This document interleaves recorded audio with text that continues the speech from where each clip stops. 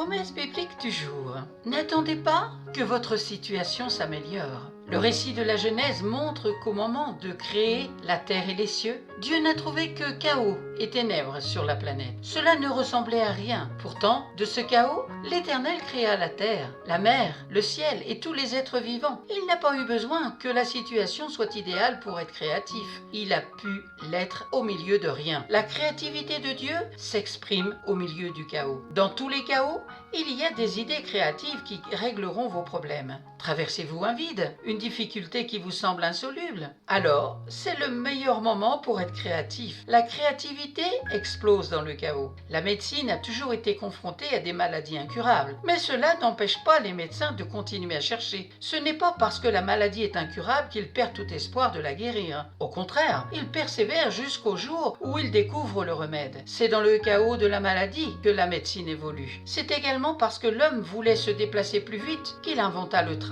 Les gens créatifs ne s'arrêtent pas aux problèmes. Au contraire, ils y voient des opportunités. Leur créativité émerge de ces problèmes. Mais attention, face à l'épreuve, nous devons chercher des solutions et non pas des coupables. Prenons l'exemple des disciples dans la tempête. Un jour, Jésus et ses disciples montent dans une barque pour passer de l'autre côté du lac. Au cours de la traversée, une tempête se lève et les disciples s'inquiètent de voir Jésus dormir. Dieu voulait en réalité voir comment ils allaient réagir. Dans l'affolement de la situation, Pierre va voir Jésus pour l'interpeller. « Mais Seigneur, pourquoi dors-tu? Ne vois-tu pas que nous périssons ?»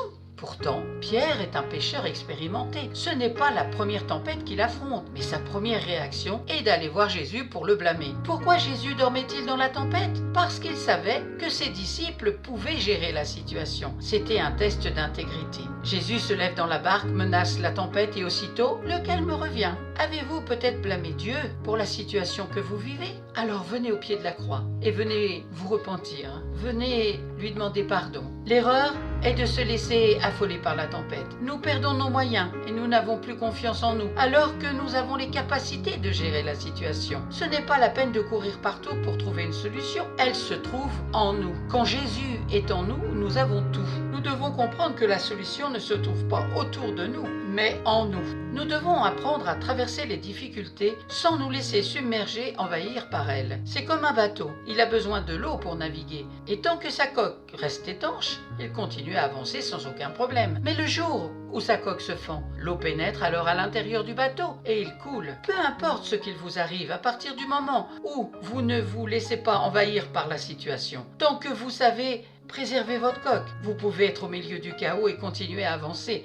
Mais si votre coque se fend et le chaos pénètre en vous, alors vous sombrez. Le bateau a besoin de la mer pour avancer, mais l'eau ne doit pas pénétrer à l'intérieur, sinon il sombre. Il en est de même pour nous. Les épreuves nous font avancer, à condition que l'agitation reste à l'extérieur et ne vienne pas en nous. Avec Dieu, nous ferons des exploits. Il écrasera nos ennemis. C'est écrit dans le psaume 60, verset 12. Et dans Romains chapitre 8, verset 11, il est écrit « L'esprit de celui qui a ressuscité Jésus d'entre les morts habite en vous. » Amen. Soyez abondamment bénis. Merci d'avoir pris du temps pour écouter Promesse biblique du jour. Seigneur, Saint-Esprit, agis dans le cœur de toutes ces personnes qui ont pris du temps pour écouter ta parole et que ta parole produise la vie dans chacun d'eux. À toi soit toute la gloire. Amen. Je vous donne rendez-vous. À très bientôt.